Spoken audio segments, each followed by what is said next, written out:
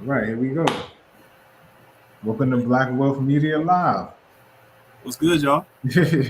We got the man himself, Idrian Evans, and me, Trevor Cassaberry, and we're here again for another weekly discussion to talk about all things corporate, entrepreneur, and lifestyle themselves because we both are husbands and fathers. How you doing today? I'm doing good, man. How was your week? Man, it been a lot. I'm preparing for a new move as far as my corporate job. Yeah, So it'll be fun.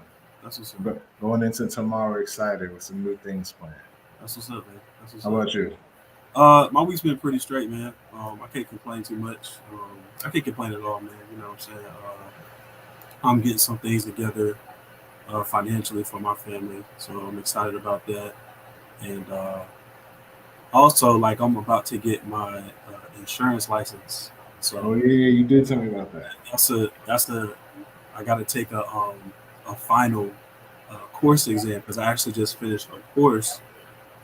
And you gotta study like the state requires you study like 20 hours. You know what I'm saying? And then I gotta take once I finish the final course exam, I gotta take my state exam. So I'm pretty excited about that, man. Like everything's been pretty good. Wife's good. My son is good. So yeah, What's man. going on, Steve Bell? My old roommate from college. He actually sells insurance. Oh, that's dope. Yeah. That's dope. That's what's up. All right, but yeah, I know you had your topic today that you wanted to talk Yeah, about. So go ahead, jump right in. yeah, man. So I had been thinking like hard. But so my topic is today like, what are some ways we can create generational wealth, in Black families? Mm. And I had been thinking about that because in my family, from a personal standpoint, nobody left anybody anything, you know. So I had like, um, oh yeah, oh yeah, get that insurance license, definitely. Facts. Um, so yeah, man, I had like lost aunts and great uncles, and nobody was able to leave anybody anything. And so that right there, that made me like I feel like I got to take it upon myself to step up. You know what I'm saying? I was the first, I'm the first in my family to actually go to college and finish. I also want to be the first in my family to create generational wealth. And I feel like I took a step to do that. So like, um, recently I had got life insurance and I had got a whole life policy. And honestly, like I just turned 30 in December. So that had been, very long, but it had been something that I just didn't find important. It wasn't a priority. And even with health insurance, like I just got, I'm gonna be honest, I just got health insurance, I just got dental, vision, and now I have life. And honestly, these were things that just was not important because like growing up, it wasn't important in general to like my mother, my father, my grandma, like people just didn't have it. Nobody wanted to go to the hospital because they couldn't pay for it. You know what I'm saying? And so uh, I feel like man, like getting that whole life insurance policy. I feel like I'm proud of myself because when I go, definitely that's facts, definitely. Um, when I go, man, my wife, you know, she's good. My wife and my son, they're good now. And so I just, I had begun to think like, man, what are some ways, other than getting a life insurance policy, like what are some other ways we can create generational wealth within our Black families? Yeah, so the number one thing I'm always jump to is people got to work together. Yeah, It's like a lot of us, it'll be five cousins all with their own small business, and none of them work together, right? So it's like, how are y'all really building anything if the what we would consider the little bit amount of resources the family does have, y'all all is still chopping it up even fine or trying to strike gold with that little bit.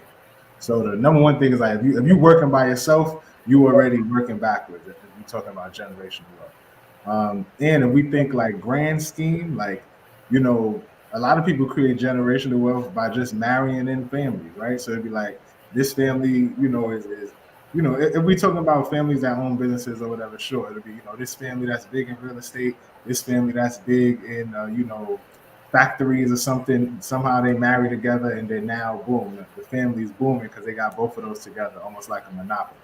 Um, but if it works with those grand schemes, it got to work with the small businesses because just from a business perspective, all those large businesses uh, fund out a lot of work to small businesses, Yeah. right? So Walgreens and Amazon and Walmart and all of them are using a bunch of small businesses to get all of those tasks done, and they almost like overseeing it, managing it, and marketing it, right? And I always like to say America is like the biggest marketing firm in the world.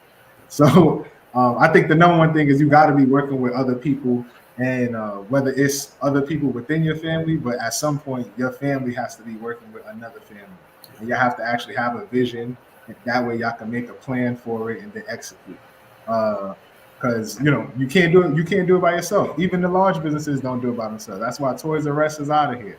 That's why Blockbuster's out of here. But if they would have had partnerships with other companies, other families, however you want to look at it, they would have lasted a lot longer, like Amazon. So that's my number one thing. So first things first is like me. Before I remember what it was like being a solopreneur. I have to do everything, right? I tell people you chop businesses up into five pieces: legal, finance, marketing, admin, and manpower. And it's like I know what it's like trying to do all five. And it's if you do all five, it's always a glass ceiling that you get to until you start outsourcing the work. And then once you outsource everything, the world is yours. And I know the pressure because like now I don't have to do everything. I feel much better. I'm able to come on here on Sundays with you because I'm not sitting here trying to meet with clients and make courses and post on Instagram and LinkedIn every day. So I think the number one thing is working with other people, whether it's other businesses, other families, or other people, anything. Yeah. Um, I definitely agree, man, and I think like that just makes me think about. I don't want to say anything wrong, but like Hispanic families, like they'll live in one house. They'll like put all their money together, and they'll go in on things or whatever it may be. Um, so I think it definitely takes like within the family. I think it definitely takes some unity because there's a lot of individualism. You know what I'm saying? Like you might mention to say you mention to your family, hey y'all, I think we should start a business together. And they all might look at you like, okay, you know what I'm saying? Like that's happened to me before, and it's like, okay, well, maybe I'll try to bring it to them another way because now, like, because everybody could be having their own business that they're trying to work on, which I definitely understand, but I think it's also important to, hey man, let's all like put something in a pot together. Like let's all go in on some real estate, or let's take like 20% of whatever we make. Let's say 10 or 20% of whatever we make, and let's put it in a bank account or something. And I think people have to think of the bigger picture and kind of let go of the individualism. But it's hard because America is a country that preaches individualism. You know what I'm saying? I got it on my own. You know, self-made. Stuff like that. And also think like learning. I think like learning skills is important. Like learning some type of skill, like a tech skill or something, like coding or something that you know, because it seems like coding or the tech industry, if you start a tech company, that's like the fastest way to get to $1 billion, to become a billionaire. You know what I'm saying? So yeah, I think learning skills and just letting go of that individualism, but that's hard, man. I agree with the learning skills because you know, it's a lot of us when we think of like building wealth or generational wealth, we only talking about money, and it's like that's not where it all ends. Like it really has to be assets that are producing money. Like that's really what the wealth come from. So it is companies that just got a bunch of houses, right? A bunch, grandma and grandpa had a bunch of land, a bunch of houses, and nobody know what to do with it, right? And it's not generating no revenue. So like they just got a bunch of assets, no cash. They're not feeling wealthy. Then you got other families that got cash, no assets, right? So they'll have like the life insurance policy. They get it, and nobody know what to do with it. Just like if it was a grandma house on a empty plot of land. the cash don't generate any revenue, so it blows. And first thing they do is just try to give, just like if it was a house, first thing they do is try to give it away, exchange for some money. If it was money, first thing a lot of people do, try to give it away, exchange for something else that they want. So I think the key is, one, if you're going to work with people or get on to try to start a business with you, you gotta give them or talk to them about, one, the vision at the end, because they gotta, if they don't see the same vision as you, it's a waste of your time, right? They gotta see it. But two, they have to see the role that they're gonna play. Like, nobody wants to see, not everybody wants to be the CEO looking down, controlling and managing everything and checking people and balancing things. Some people just want to say, well, what's all I gotta do? And how fast will I get a return on my investment? Like, that's really all they want to know. And they got a right to operate like that, because when you're an investor, at that point, that's what you're asking them to be. That's how you got to operate. Very as simple as possible. I talked about it in my last book too. It's just like, you got to know, all right, this the vision, this what I'm putting in, this the return on my investment, and this one I'm getting it back. And whoever taking that responsibility of, all right, I'm going to be this project manager, right? Like, imagine if this was a construction or engineering project, somebody got to be the project manager at the top that say, all right, I'm going to take responsibility for what everybody else do underneath. And if you're going to be that person, that means you got to be able to give everybody that job description, give them that role for them to feel comfortable. And you got to find the people to fill all those roles. And until then, the project can't really go nowhere. You can only plan, talk. But it takes being that detailed with everything. And that's why I had to kind of rebrand my business recently, and I changed it to my slogan is, I teach entrepreneurs how to think like engineers, because a big issue is you have a lot of entrepreneurs, whether big or small, right? Big business or small business, that have a grand vision of what they want. Right. And they know what resources they're willing to put in, how fast they need the money back, but they are nowhere near as detailed and intricate in everything, and how it's going to operate, and who they're going to need, and when they're going to need them, and how much those people are going to have to put in. Right. So it's like, until you fill in every single one of those details, that way the person taking each one of those roles can really understand their role and what they putting in and getting out. You talking Chinese to them. Like, you might as well be speaking another language. Because the only thing y'all might agree on is the vision. Yeah, I definitely agree. It's like when I had, that just made me think of when I had mentioned that, like, hey, y'all, we should all start a business. I think, now thinking about that, I think I should have approached that like, hey, everybody come in the living room, let's sit down, for 10 minutes. And we got this big TV in the living room, right, to put up a PowerPoint. All right, look, this is what's going on, guys. This is why we need to start. I guarantee you, if I would have did like that, and I'm probably gonna do that too. I'm gonna try it again. Yeah, you got it. And look, if you don't do it, nobody else will. Because whatever vision you come up with, nobody else could do it. Because nobody else gonna see it like you. Facts. And yeah, I'm gonna definitely do that. I'm gonna definitely do that. Yeah. And speaking on the skills, man, like, bro, you could become you could become a QA engineer. That's a tech position. That's a tech industry position. You can become a QA engineer, and there's pretty much a product tester, and you can make anywhere from 70 to 100K a year. You know what I'm saying? You can become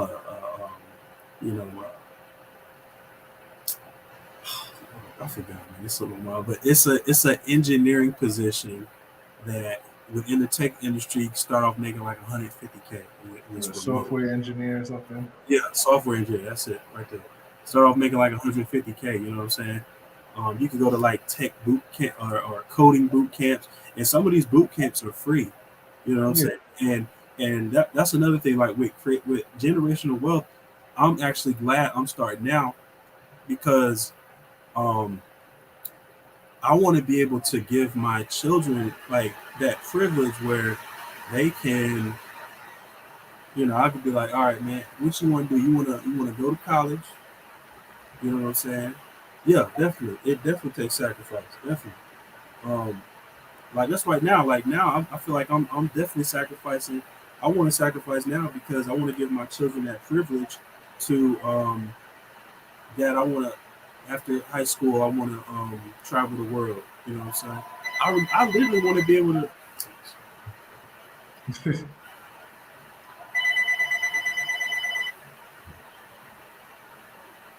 Oh, I'm so sorry.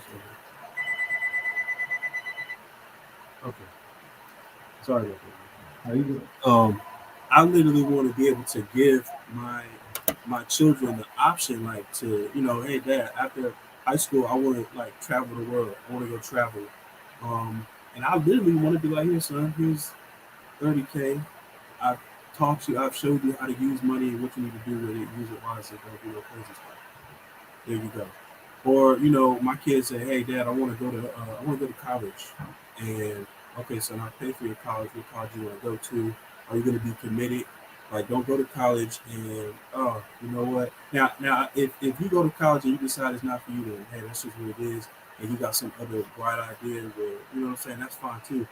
But I ultimately like I went to college too, but I ultimately don't want to push my kids to go to college. Like they don't want to go to college. They got a bigger idea. They want to start some kind of tech company or some kind of business. I want to be able to give them that money to say, hey, there you go. I'm invested in you. Do what you're gonna do. You know what I'm saying? How would you feel if your son told you he just want to be a bus driver? Be a bus driver, son. Be a dri- Why you want to be? I would definitely like. Why you want to be a bus driver? Yeah. I, Um, I had a similar convo with a friend a few years ago, and because she had started a business and everything, so she was talking to somebody, one of her friends about it. And she was saying how she was telling them, we could do much bigger stuff and travel the world and this, that, that. And the dude had just got a job with the MTA in New yeah, York, and she said he was looking at her like, but yeah, I feel you, but like I don't want to do all of that. I don't care about traveling the world. Like I'm from New York. I wanted to. He said I wanted to work for the MTA my whole life. He said I grew up knowing I wanted to drive the train. And he was like, "That's what I want." He was like, "What's wrong with wanting that?" And I was like, "He was absolutely right, that, right? Like you need those people. A couple years ago, we was calling them essential workers, and then now people going back to say, I would never want to be one, or I would never yeah, want to date one, or marry one, whatever, right?" it's true. And it's just like you can be a bus driver. Like the only thing is, you still don't want to be a bus driver living check to check. Yeah, So that right on there. my end, That part. from what I really think about is one again back to the generational wealth thing is like you don't just give money, you don't just give real assets, but also the knowledge. Yeah, So one thing is like if I went to college and became an engineer and started engineering or construction management or project management firm, right? Um, I shouldn't have to send my daughter out to become a engineer to go start her own company and all that stuff. I should be able to just plug her right into what we already do. Right? I should already have enough, resources to help her get in without having to even spend all the money. But let's say, for engineering, you actually do need to spend the money, right? To get the degree. Okay, cool. I should have at that point. I should have some resources, so I'm not spending $200,000 at a university for my daughter to go get a degree and then come back and then work as an engineer. I should have some sort of resources where I know this person at this university I can get my daughter in for less. I know this person at this university I could get my daughter, her degree faster. I know this person at this university that can actually help her do this other thing that she wants to do.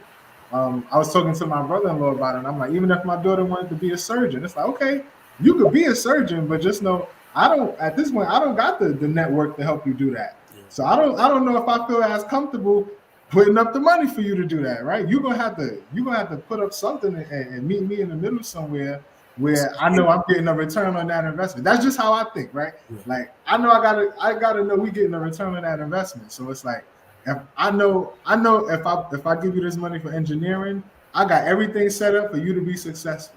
So it's like I was telling her, even if she said she wanted to be a surgeon, because he asked me that, even if she wanted to be a surgeon, you're gonna make her be an engineer, because obviously surgeons make way more than what I make. I'm like, that's cool. She could be a surgeon, but I'm paying for her to get an engineering degree. So she gonna go get an engineering degree and she gonna set herself up good to get her a decent job, to go to med school and go be a surgeon. But I know everything I can help her do with an engineering degree. I can't help her with an accounting degree. I don't know what to do with that. I know when you get this engineering degree, I'll take you to the promised land. Just like if I was LeBron James, I could give my son, hey, you take this basketball, I could show you what to do with it. I look at my daughter like, you get this engineering degree, I could show you what to do with it. But I'm not just going to be throwing out money for you to go get any old type of degree because I can't help you. So, like at this point, you got to prove to me that this is going to be a good investment on both of our ends. Yeah. So that's how, like, that's the last convo I have with like my wife and my brother-in-law about it. But you know, I'm like, that's where I'm at right now. I was like, you're gonna go get an engineering degree, and whatever other plans you got, we're gonna go from engineering degree to there. But I know I could get you here, which is closer than a lot of other places you could get to after college. Yeah, okay. And that's real, man. Like I've even thought about that. What if my son, like back to saying like with the dude, he said, I just want to work for MTN and be a bus driver. I've even thought of like, what if my son just say, Dad, I don't want to do any of this. You say I don't want to do anything. No, like Dad, I don't want to be an entrepreneur. I don't want to do any of this. Yeah, right. Like most people don't. Yeah. Most people don't want to have to go get clients. Yeah, in my mind, I'm like, all right, son, that's fine, but I want to make sure as a father, I want to make sure that you're good. You're always good. So, okay, you can go be a bus driver or a truck driver, whatever. Granted, truck drivers make a lot of money. The CDL, they make some good money. You can go be a bus driver, man. Work for the city. That's fine. But just know that you got something in your back pocket, so that you ain't always got to depend on a job. Because just think about what if they just fire you out of the blue. Now you ain't got no income. Right. But since I gave you this, you good. You can live off that. You know what I'm saying? And on top of that, my hope is that you have bought assets that are paying, that are multiplying what I get. You know what I'm saying? So that's definitely fine, man. Like, because there's people that like you said, there are people that they don't care about being an entrepreneur. They just most people, like the overwhelming majority of people, do not want to start a business, or they start one and didn't realize I don't want to do. I don't want to do it. Yeah, then you got those ones that they starting, they failing, but they starting again. And they keep going. They keep going, going until they get it. You know what I'm saying? Yep. The rebels. That's what we are. You know what I'm saying? Like, and you need that balance, man. Honestly, you need it. Well, I'm not gonna lie to you. So college really, not really thinking about engineering. I mean, entrepreneurship was because I knew I wasn't gonna make enough as an engineer to pay back all my student loans. So it didn't even come from, I don't want to have a 9 to 5, blah blah blah. It was just I'm gonna need more money than what I could have at my 9 to 5. So that's what made me get into business and investing and stuff. But now, like, because as an engineer, I make a good amount of money.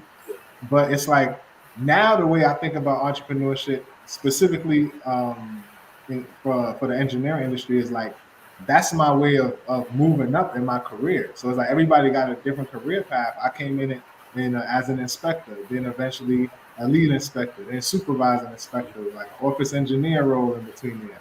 But it's like at some point, when you gotta know your organizational chart. So I know as a supervising inspector, the next places for me to go is try to become a chief inspector. But it's like my background is in electrical engineering. Most construction, like if you look at a project, 80% of it is civil and mechanical, or pipes and walls and demolition and stuff, right? That's not electrical. The electrical is like once the whole building is constructed and stuff, then the electrical people come in and make stuff look pretty. So it's like me with an electrical background, I don't really have I don't really look as good as a candidate for a chief inspector role, because most of the chief inspectors have a civil background where they know about dirt and sand and civil construction, rebars and bricks and all that other stuff. Where I'm here talking about power, wattage, telecommunications, fiber optics. Is like a different world, or just in the same project. So I'm like, chief inspector isn't the most ideal role for me to jump into, but I could be a chief inspector on an electrical based project. So if the whole project is about, lighting or something like that, if the whole project is about lighting or something like that, I could come in and like actually be a chief inspector. But if the project is not about, electrical stuff, I can't really do much as a chief inspector. So I'm limited there just in opportunities alone. It's a numbers game. Next is being a resident engineer. So that would be the dude that's like in charge of all in charge of all the drawings, making sure they updated. When the designer sends in drawings, the resident engineer is supposed to be approving it and going through it to make sure it's up to code. And that's cool and all, but I've lived the life of working out on a construction site versus working in an office. The construction site is much better. Like it's so much better. It's less politics as well, and a little more upfront respect, because it's like it's just hard for somebody to like talk rude on a construction site because you got to do with a hard hat that look like he can knock you upside your head, right? Versus when you in an office, everybody's in a suit and tie trying to act polite, so it's a little easier to get out of character for some people. But on the construction site, I never really have to play that game. So I'm like, I like being on the construction site. So resident engineer really wouldn't help me. Yeah. From a resident engineer, you go up to, let's say, like project manager. So again, you're at the top of the project looking down. But I'm so far removed from there just because I'm only 29. I turned 30 this year. Most project managers is, when they mid 40s, 50s. The dudes on my projects is in their 60s, right? So it's like, how am I supposed to compete there? These dudes have been managing projects since I was in my mother's womb. Yeah. So it's hard. Like there, I'm limited by competition. So there's a lot more opportunities, but the competition just is going to outweigh me everywhere. So it's like, what's another way that I can actually bump my income the same way I could if I went to one of these other positions without necessarily having to go there? And the next thing was for me to try and come in as a subcontractor and owning a company.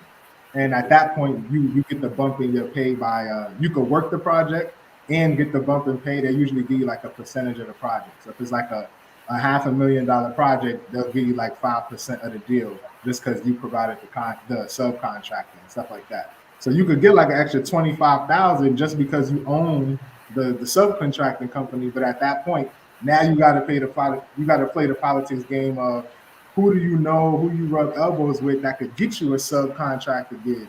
Because if you don't know anybody, you just a guy with an LLC that nobody knows. And now you still got to go work a 9 to 5 just to build relationships until you meet somebody that can help you, get what you're trying to get. Fortunately, I've done a good job of meeting people. So I have those resources. I ask questions, and people remember the conversations you have with them. So I have a lot more people willing to help me there. My brother-in-law works in the same industry, so I can work with him. But for a lot of people, it's just thinking about where you want to be at when you retire. Like, do you want to be in a position you're in now, or do you want to be doing what your boss is doing? Do you want to be doing what somebody else in the company is doing? When you figure that out, you can make a plan to get there. But until you figure that out, you end up just eventually feeling like you're just frustrated in one spot and can't go anywhere because you never really created the vision of what you wanted. And back to the like becoming an entrepreneur because you just like, man, forget this 9 to 5. Say, I'm not even gonna lie, bro. At first, that's how I was. Like some of these jobs, like, some of the jobs I've had in the past, like, okay, I used to work at Big Sporting Goods. Mm-hmm. It was toxic. The managers were, in my opinion, like the leadership was that they lacked leadership. And I feel like to be a great leader, you at least have to have like high emotional intelligence. Like you have to know how to talk to people. If you want people to do a certain thing for you, you have to know how to approach them. You can't just abuse your authority and just tell them, hey, do this, and hey, whatever your name is. You know what I'm saying? You have to. You can't come to people like that. You gotta have high emotional intelligence. And so my personal opinion, when I worked there, man, I would butt heads with the manager a lot because I just didn't care. Like, okay, just because you're the manager doesn't mean you can talk to me this kind of way.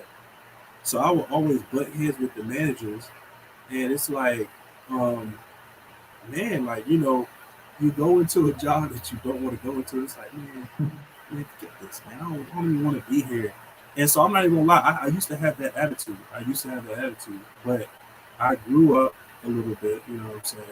Like I work at a retail. Like I said, I work at Lowe's. I work at retail now, and I've come to realize that managers that there's that hierarchy at work. There's like the CEO, and all the people below them, and Mm-hmm. there's your manager, there's their manager, and there's their manager.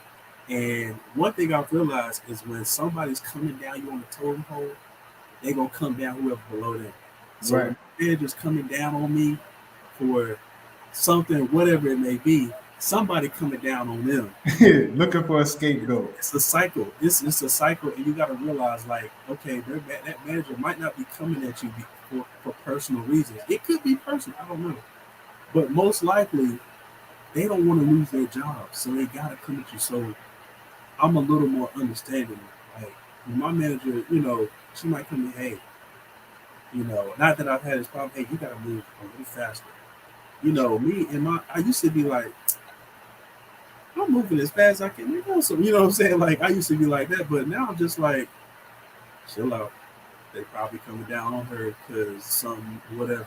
Just don't even, just chill out. Just acknowledge it. All right, okay. You know what I'm saying? I'm a little more mature now. Right. So, um, and so now I'm just kind of using the 9 to 5 to fund my business that I'm working on now. I'm using these different outlets to fund. Like granted, like I said, I was gonna get my insurance license. That's more of an entrepreneur endeavor. You know what I'm saying? You sign somebody up for a policy, they got their residual income coming in. You know what I'm saying? That's something to build off too. And then on top of that, I just got another new job. That's what I'm saying? Like that all works out as long as I'm using them for a purpose. So yeah. Yeah. I want to go back to managers abusing authority. And anybody that's like watching me on LinkedIn right now, if you go to my page, you'll see like I got a lot more going forward. I'll have a lot more like management kind of content coming out. Yeah. Like, I already got the content made. My VA's posting it for me. So it feels so good to say my VA's posting it. I mean, I used to hate posting everything, but I got a lot of manager kind of content coming out just because it's like I know what it's like to, for a few years now, I know what it's like to be a supervisor, but still like be answering to a manager. And it's like, I've dealt with different managers because like I'm usually in a position where there's more than one person I'm responding to above or beside me about people or projects I'm managing. And it's just like, wow. I understand why some of y'all are put in certain positions because like y'all trying to get more and more production out of people, and y'all got the people ahead of y'all piling on y'all got like high level anxiety almost because it's like so much more responsibility when they mess up on something or don't know something. But it's like y'all do realize that like using your authority like that's the easy way to get somebody to do something. Like even from here's on my nerd side. So like just from a persuasion example, there's a dude Robert Cialdini who came out with a book called Influence, another one called Persuasion, where he gets his 6 principles of persuasion, and he did an interview discussing which ones were the strongest. And authority is the number one, meaning if somebody has authority over you, they have the easiest job of persuading you to do something by just saying, I'm the boss, go do it, right? Same way you may have to do to your kids, like, I'm the father, I'm the parent, that's why, go do it. I'm tired of answering. And the person just got to lick their wounds and go get it done, even if you told them to do something wrong, right? That you use the authority to get it done. But it's like, you could always save that on the second or third or fourth option, especially because that's not what everybody responds to. Because again, like being on a construction site, you can't use the authority all the time. Some people do and they'll yell in somebody's face, but like you can't just be like, oh, I'm the boss, get it done. Because the person you might be talking to, you might actually not be their boss. They have another boss that they report directly to, so they don't care what you have to say because you're from another company. So now you got to work on, okay, am I going to try to, persuade other people to do stuff and then they'll get him to do it? Am I going to send somebody he likes? Am I only going to, am I going to only bring it up in certain conversations and things like that? And, I never knew there was a real science to it. It's just over time, you got to learn how to deal with people. But as you start learning the science behind it and the data, you just like, yo, it start making sense. Like, okay, if I'm gonna manage this one person, I can't talk to them the same way I talk to everybody else. Like everybody's not to be spoken to the same way, and it's for many different reasons. One person may be much quicker to go upside your head. Yeah. Another person may be much quicker to go tell HR. Another person may be much quicker to quit because they got enough leverage to say, I don't actually need this job, the pay, or the headache. So it's like because all these different people got different leverage and options, you have to speak to them and get them to take actions in different ways. Definitely, definitely. And I think another thing, man, also I feel like a lot of managers in the workplace, they don't appreciate the people that are actually working under them. So like I used to work at this child care center. I was like an assistant teacher, and the CEO, his office was actually in the building. He had like he probably had like 5 centers in different cities out throughout North Carolina, and one of them was here in Winston Salem. And so he seemed like a very cool guy. But usually, man, like with me, I'm kind of weird. Anytime I go to a job, anytime like I'm in a new environment, a new job, I kind of always I'm very observant. So Right. managers, they'll play that cool like, hey man, hey buddy, you know what I'm saying? But I'm not trusting that right off the bat because I know at some point you might get on me about something, you might approach me a certain way about something, or you might go tell somebody else something that I did. So I'm not gonna necessarily, we can we can laugh and stuff, but at the end of the day, I don't trust you pretty much. And so his office was in the like right in the building where I worked at, and so he seemed like a really cool guy, but certain aspects of a daycare center, man, like performance, how much money they're bringing in, or what the kind of complaints parents are making. And I remember one time he gathered us for a meeting, and I found it very odd. I can't remember exactly. Something happened with a parent, and like they got into an argument with one of the employees. Now that employee got fired, but he blamed us. Like he blamed us, and it was kind of like, what? Like, you don't have our back. Like we're working for you. You Right. should have our back. You know what I'm saying? Like, granted, the parent. I don't necessarily know. I don't remember the whole situation with the parent and the employee, but at some point you gotta have the people that are working. You gotta have our back. And one thing I noticed about him, he never had our back or anything, and it just seemed like he was all about the money. And Yeah. so I eventually, like, I definitely left. I just up and left, man. Like one day, I just decided. I told my wife, I was like, "Yo, I'm not going back. I'm not going back to that." She was like, "You really not going?" I was like, "Nope." And, granted, I had already had like another, like I had a security job, man, so I was good. But I just thought it was terrible, man. I always said to myself, one thing I'm gonna do, like, let's say I have people working under me, like I want to appreciate the people that are working under me, and I want to show them like, hey, we doing this as a team. Just because I'm the boss, now, yeah, you gotta do what I say, but I'm not just gonna be like, hey, do this because I said so. You know what I'm saying? Like, I'm gonna have your back, and people like usually people that work for you, as long as they have like the same vision, then it all works out. You know what I'm Right. saying? Like, it all works out. And like back to what I said, man, you gotta learn how to appreciate the people that are working under you. You have to learn how to approach them.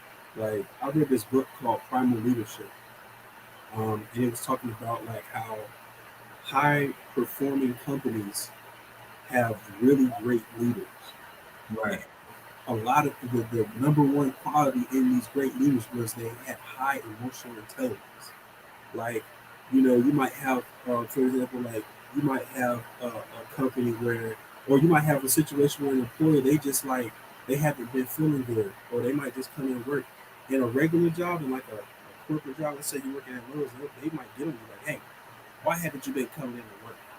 What's your problem? You need to get here on time or you're going to be fired or something. Another, a high performing company, the leader, they might approach that employee and they're like, is everything all right? Anything going on? Right. I read a story where this dude he was talking to his employee because his employee was kind of underperforming. So he brought him to the other day, man, like, what's going on with you? And so he told him, got some stuff going on at home. Man, this dude, he gave this dude like $1,000 bonus in his check. You know what I'm saying? Like it was like he was getting weekly pay. He gave this dude $1,000 bonus. And so he came and like, yo, thank you. You know what I'm saying? Doing stuff like that, bro.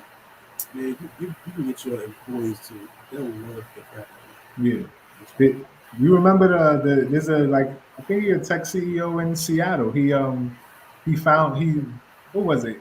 He did some study with his business, so he allowed his business to be studied by someone you. and realized that he had employees that couldn't afford to buy a home and were struggling and stuff like that. So he boosted like the company minimum pay to 70K, and then since then like his business like quadrupled in value and all this other stuff. Mm-hmm. He was saying like when you invest in the people, you get the most production.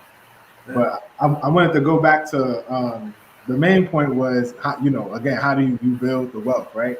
So I would say like the three things I took from this convo so far is one, you gotta work with other people, right? You can't do it alone, whether that's other family members or other families or other companies, whatever. Um, Two, you got to be able to sell the vision, right? Because if they don't see the vision, it's over for you. And then what's the third one? You got to you got to let them know what their role is. Yeah. Yeah. Like if you can't tell people what their role is, then that's it. Yeah. But the fourth thing I'll add on, you got to be able to negotiate. Because at some point you gonna have the biggest negotiation of your life, and you want to make sure it goes well. Whether that's you, like imagine being the one person from your family that go to college, like the family ante up money for you to go to college. You get there, you become a software engineer, and you end up negotiating for your first pay, and you get underpaid. Like, you know what I mean? And I follow different pages. I have some in my channel, but there's an Asian girl. I think her name is like Bukolo or something like that. She's a big YouTuber. There's a few others that I follow. A Nigerian one in America, and then another one in the UK.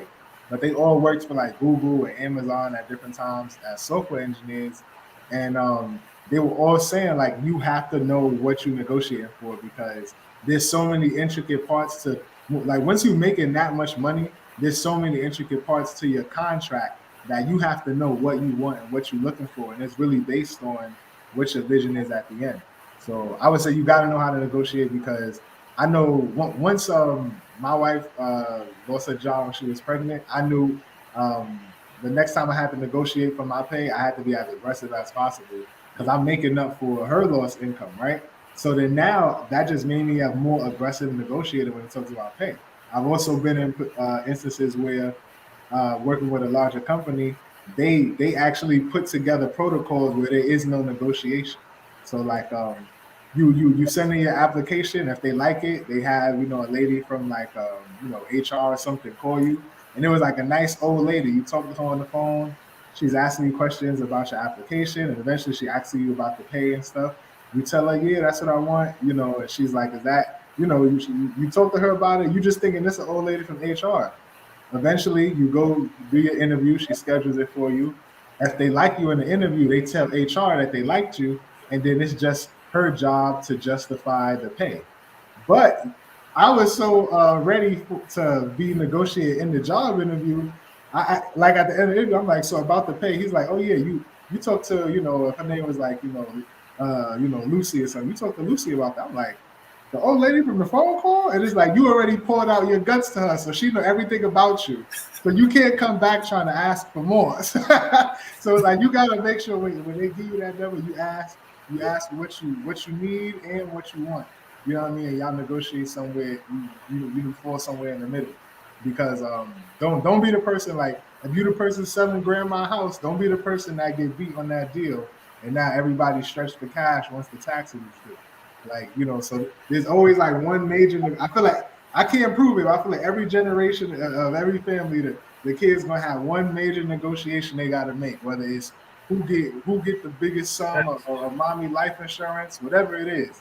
But whatever that negotiation is, you better make sure y'all do it well because you can miss the mark. Yeah. And I would say, man, I would say the biggest takeaways I took away from this conversation was your network is Mm-hmm. important, very important, because uh, your network can get you in places that you are not, or that maybe you don't have a chance of even reaching. So your network is very important. I would say Another takeaway from this is um,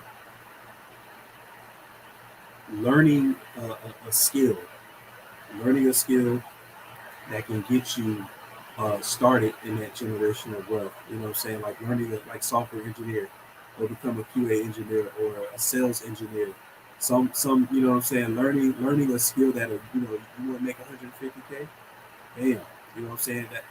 That's life changing. That is life changing. For somebody that's going from they might be making 30, 40,000 a year, when they learn that skill, they take a course, a 4 week or 3 month course, and bam, they making 150K, life changing. And then I would say the third, my third takeaway would be um,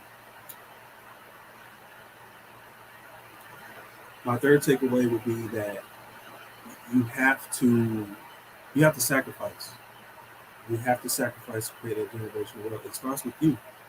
So you got to be able to take that sacrifice, man, because 10, 20 generations from now, they're going to be like, man, it all started with, could be like, man, it all started with my great, however many great grandpa, Idrian Evans. If it wasn't, Right. you know what I'm saying? Like, you gonna live on. You're gonna live on with them generations that come. So definitely sacrifice. That's it, man. For sure. Well, I enjoyed that talk. Again, on the way out, reminder, my name's Trevor Cassaberry. I'm the CEO of Cassaberry Consulting, where I teach entrepreneurs how to think like engineers. I'm also the author of the Flutter Hustler book series. And you can find out everything about me and all I have to offer at cassaberry.com. And my name is Idrian Evans. I'm the host of the Black Love Media podcast. I interview Black entrepreneurs and business owners. We drop a new episode every Wednesday. You guys should also tap into the top 5 episode series. Um, and we already dropped 2 top 5 episodes. We get the next 3 weeks. We got some more top 5 episodes. So y'all check it out on all platforms. All right, man. Have a good one. Peace. All right, man. Thank you. Peace.